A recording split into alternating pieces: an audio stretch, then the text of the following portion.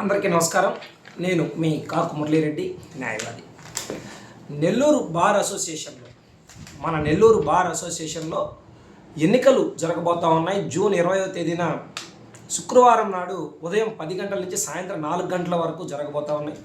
మన నెల్లూరు జిల్లా కోర్టు ప్రాంగణం, నెల్లూరు బార్ అసోసియేషన్ ఏదైతే ఉందో ప్రాంగణంలో, ఆ బార్ అసోసియేషన్ హాల్ వేదికగా ఎన్నికలు జరగబోతూ ఉన్నాయి. అయితే ఈ ఎన్నికల్లో ఎవరైతే నెల్లూరు బార్ అసోసియేషన్లో ఎన్రోల్మెంట్ చేసుకొని ఉంటారో, అరియర్స్ లేకుండా సిఓపీలు అటువంటివన్నీ సబ్మిట్ చేసి ఉంటారో, ఎవరైతే అర్హులో ఓటు హక్కుకి వారందరి లిస్టుని ఇప్పటికే జాబితాని ప్రింట్ వేయడం జరిగింది. ఎన్నికల అధికారులు 1362 మంది ఓటర్లు ఈ ఎన్నికల్లో ఓటు వినియోగించుకోబోతూ ఉన్నారు. అయితే ఈ ఎన్నికకు సంబంధించి ఓటు ఎలా వేయాలి అన్నటువంటి అవగాహన చాలామంది జూనియర్ న్యాయవాదులు కావచ్చు, గతంలో ఓటు వేయనటువంటి వారికి కూడా కొంచెం అవగాహన కలిగించేటువంటి ప్రయత్నంలో భాగంగా ఈ వీడియో చేస్తూ ఉన్నాను.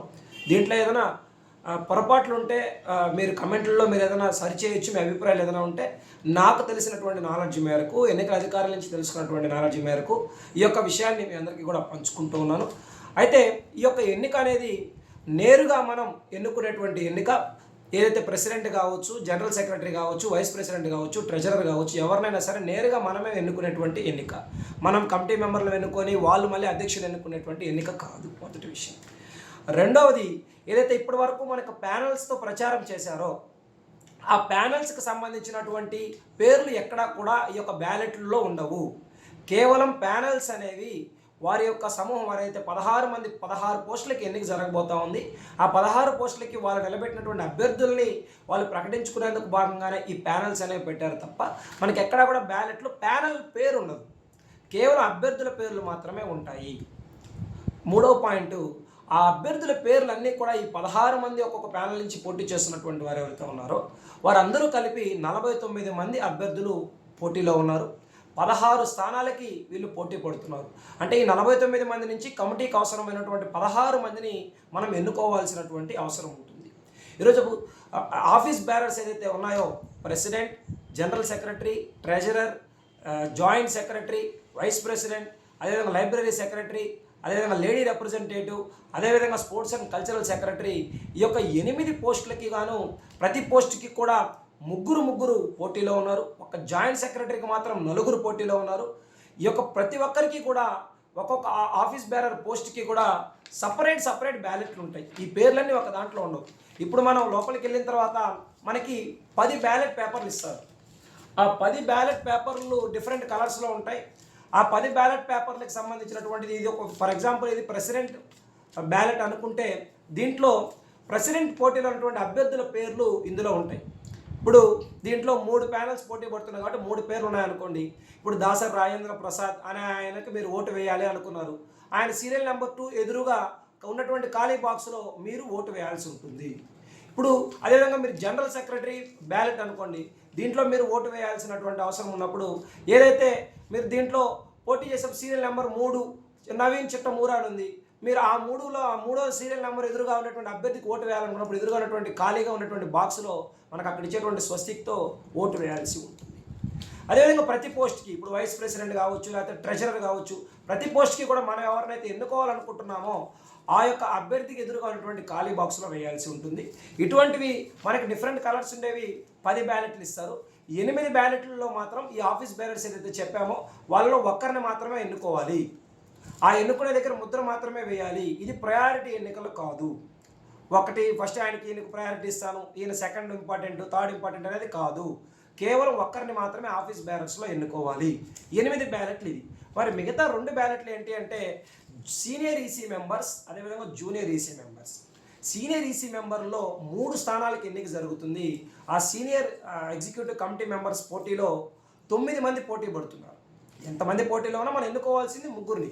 అయితే ఈ సంవత్సరం 9 మంది పోటీలు పడుతున్నారు కాబట్టి ఆ 9 మంది నుంచి ఇప్పుడు 1 నుంచి 9 వరకు 9 మంది అభ్యర్థులు ఉంటారు.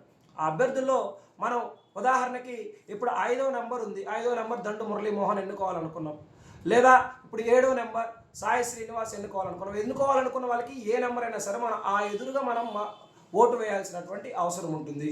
ఇప్పుడు మనం మొదటి వారికి ఓటు వేసాము, తర్వాత మనం లేకపోతే 9వ వాళ్ళకి వేయాలనుకున్నాం, 9వ వారికి వేయచ్చు. ఏది వేసినా ఇవి 3 దాటకూడదు. 3 స్థానాలకు మించి మనం ఓటు వేయకూడదు. అది చాలా ప్రధానమైనటువంటి విషయం.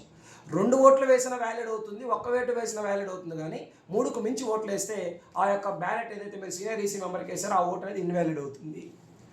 అదేవిధంగా జూనియర్ ఈసీ మెంబర్లకు వచ్చేటప్పటికి జూనియర్ ఈసీల పేర్లలో ఇలాంటి ఇచ్చేటువంటి కాగితం బ్యాలెట్ ఏదైతే ఉంటుందో దాంట్లో 15 పేర్లు ఉంటాయి.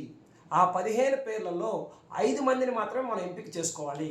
మనం ఎవరికైతే ఓటు వేయాలనుకుంటున్నామో ఆ 5 మందిని మాత్రం ఎంపిక చేసుకోవాలి. ఉదాహరణకి ఇప్పుడు ఉండేటువంటి 1 నుంచి 15 వరకు ఉన్నాయి. మీరు ఎంపిక చేసుకోవాల్సినటువంటి వ్యక్తులు ఇప్పుడు నేను పోటీలో ఉన్నాను, కాకు మురళి 9 బ్యాలెట్ నెంబర్, దాని ఎదురుగా మీరు ఓటు వేయచ్చు. లేదా ఇప్పుడు అచ్చి రామాంజనేయులు వేయాలి, 12వ నెంబర్లో ఉన్నారు, ఆయన 12కి వేయచ్చు. ఇలా వేసేటువంటి ఓట్లు 5కు మించరాదు. 5కు మించితే ఇన్వాలిడ్ అవుతుంది. లేదు మీరు ఎవరికైనా ఇద్దరికే వేయాలనుకున్నారు వేయచ్చు, ముగ్గురికే వేయాలనుకున్నారు వేయచ్చు. లేదా 5 లోపల వేస్తే ఇన్వాలిడ్. 5 మంది వేయాలని ప్రయత్నం చేయండి, ఎక్కువ మందిని మనం ఎన్నుకోవడానికి. ఒకవేళ మీరు 5 లోపల వేసినా వ్యాలిడ్ అవుతుంది, కానీ 5కు మించి వేస్తే మాత్రం ఇన్వాలిడ్ అవుతుంది. ఇది మనం ఎన్నుకోవాల్సినటువంటి 10 బ్యాలెట్లు మనకి ఇచ్చేటువంటి పరిస్థితి. మరి ఈ 10 బ్యాలెట్లు ఇచ్చిన తర్వాత మనం సీక్రెట్ క్యాబిన్లోకి వెళ్తాం, ఎవరికి ఓట్లు వేయాలనుకున్నా వేస్తాం, ఫోల్డ్ చేస్తాం. బయటకు వచ్చిన తర్వాత అన్నీ ఒక బాక్స్లో వేయకూడదు. ఏ బాక్స్కి ఆ బాక్స్ సపరేట్ ఉంటుంది. ప్రెసిడెంట్ బాక్స్ ప్రెసిడెంట్ సపరేట్ ఉంటుంది, జనరల్ సెక్రటరీ బాక్స్ జనరల్ సెక్రటరీకి సపరేట్ ఉంటుంది, సీనియర్ ఈసీలు అందరికీ కలిపి అదే ఆ బ్యాలెట్కి సంబంధించి ఒక బాక్స్ ఉంటుంది, జూనియర్ ఈసీలకు ఒక బాక్స్ ఉంటుంది. ఆ బాక్స్లోనే వాటిని తీసుకువెళ్ళి వెయ్యాలి. ఈ ప్రక్రియలో మనం గమనించాల్సినటువంటి ఇంకొక విషయం ఏంటి అంటే, చాలామంది ఈ ప్యానల్స్ విషయంలోనే కన్ఫ్యూజన్ గురవుతారు. ఈ ప్యానల్ పేరు ఉంటుందేమో. తర్వాత ఇంకో ముఖ్యమైన విషయం చెప్దాం అనుకునేది, ఫోటోలు ఉండవు. మనం ఏదైతే పాంప్లెట్లో చూస్తున్నామో బయట చూస్తున్నామో అట్లా ఏ ఫోటో కూడా బ్యాలెట్లో ఫోటో ఉండదు. కేవలం సీరియల్ నెంబరు పేరు మాత్రమే ఉంటుంది. ఎదురుగా ఖాళీ గడి బాక్స్ కనపడుతుంది, అందులో మనం ఓటు వేయాలి. కాబట్టి మీరు ఎవరికైతే ఓటు వేయాలనుకుంటున్నారో ఆ ఓటర్లని మీరు ముందుగానే గుర్తు చూసుకొని వారి సీరియల్ నెంబరు లేదా వాళ్ళ పేర్లను గుర్తుపెట్టుకొని వెళ్ళి ఓటు వేయాల్సినటువంటి అవసరం ఉంటుంది. అక్కడ ఫోటోలు ఉండవు. ఈ విషయం కూడా మనం జ్ఞాపకంలో పెట్టుకోవాలి. అదేవిధంగా మీరు వచ్చేటప్పుడు మీ యొక్క బార్ అసోసియేషన్ ఐడి కార్డు కానీ, లేదా బార్ కౌన్సిల్ మీకు జారీ చేసినటువంటి ఐడి కార్డు కానీ, లేదా ఎన్రోల్మెంట్ సమయంలో మీకు ఇచ్చినటువంటి జారీ చేసినటువంటి ఐడి కార్డు కానీ, ఏదో ఒకటి అఫిషియల్గా ధృవీకరించినటువంటి ఐడి కార్డుని మీతో తీసుకురావాల్సినటువంటి అవసరం ఉంటుంది. కాబట్టి మీ యొక్క ఐడెంటిటీ నా ఓటర్ లిస్టులో ఉన్నది నేనేను అని ప్రూవ్ చేసుకోవాల్సినటువంటి బాధ్యత ఓటర్ పైన ఉంటుంది. కాబట్టి ఆ విషయంలో కూడా జాగ్రత్త వహించండి. అయితే ఈ ఎన్నికల్లో ఇప్పుడు మీరందరూ చూసినట్టు ఇప్పుడు ఇలా పాంప్లెట్లు అందరూ ఇచ్చున్నారు. ఇప్పుడు ఇలా పాంప్లెట్ ఇచ్చినప్పుడు అక్కడ ఇలాగే ఉంటుంది, వాళ్ళ ఎదురుగా మనం ఓటు వేయాలి అని అనుకుంటాం. అలా కాదు, 10 బ్యాలెట్లు ఉంటాయి దేనికి దానికి. ఇప్పుడు ప్రెసిడెంట్ ఉంది, ఇప్పుడు ట్రెజరర్ ఉంది. ట్రెజరర్ ఇప్పుడు పోస్ట్లో వచ్చేటప్పటికి ఈ బ్యాలెట్ వరకు సపరేట్గా ఇస్తారు అక్కడ మీకు. దీంట్లో ఇప్పుడు మీరు ఓటు వేయాలనుకున్నప్పుడు 1 నెంబర్ ఉంది, ఆ 1 ఎదురుగా ఎవరైతే ఉన్నారో పీజీ మహేష్, ఆయన వేయాలనుకున్నప్పుడు ఆ ఖాళీ బాక్స్లో వేయాల్సి ఉంటుంది. అట్లాగే ఏ పోస్ట్ కా పోస్ట్. ఇప్పుడు లైబ్రరీ సెక్రటరీ ఉంటుంది, లైబ్రరీ సెక్రటరీకి మీరు ఓటు వేయాలనుకున్నప్పుడు ఆ బ్యాలెట్ మీకు సపరేట్గా ఇస్తారు. ఆ లైబ్రరీ సెక్రటరీలో మీరు ఎవరికి వేయాలనుకుంటున్నారో, నాగ శ్రీనివాస్ ఉన్నారు నెంబర్ 2 ఎదురుగా వేయాలనుకున్నారు, అక్కడ వేయాలి.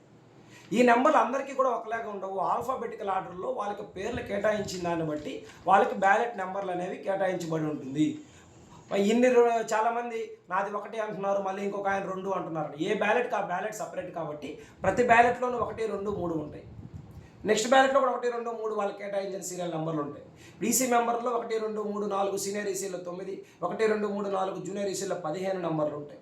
కాబట్టి వాళ్ళలో మనం ఎవరిని ఎంపిక చేసుకోవాలనుకుంటున్నామో వారిని ఎంపిక చేసుకోవాల్సినటువంటి అవసరం ఉంది. కాబట్టి ఎన్నికలు పారదర్శకంగా జరగాలి, మంచి కమిటీ రావాలి, సమర్థవంతమైనటువంటి వ్యక్తుల్ని ఎన్నుకునేటువంటి ప్రయత్నం చేయండి. నెల్లూరు బార్ అసోసియేషన్ యొక్క బాగు కోసం, న్యాయవాదుల సంక్షేమం కోసం పాటుపడే వాళ్ళకి, శ్రమించే వాళ్ళకి అవకాశం ఇవ్వని చెప్పి ఈ యొక్క ఎన్నికల ఎంటైర్ ప్రొసీజర్ కూడా సీసీ కెమెరా సర్వేలెన్స్లో నిఘా చేయబడుతుంది. కాబట్టి అంతా కూడా బాగా జరుగుతుంది. కాబట్టి మీరు ఈ జాగ్రత్తలు పాటిస్తూ ఓటు వేసేటువంటి దాన్ని చెప్పండి.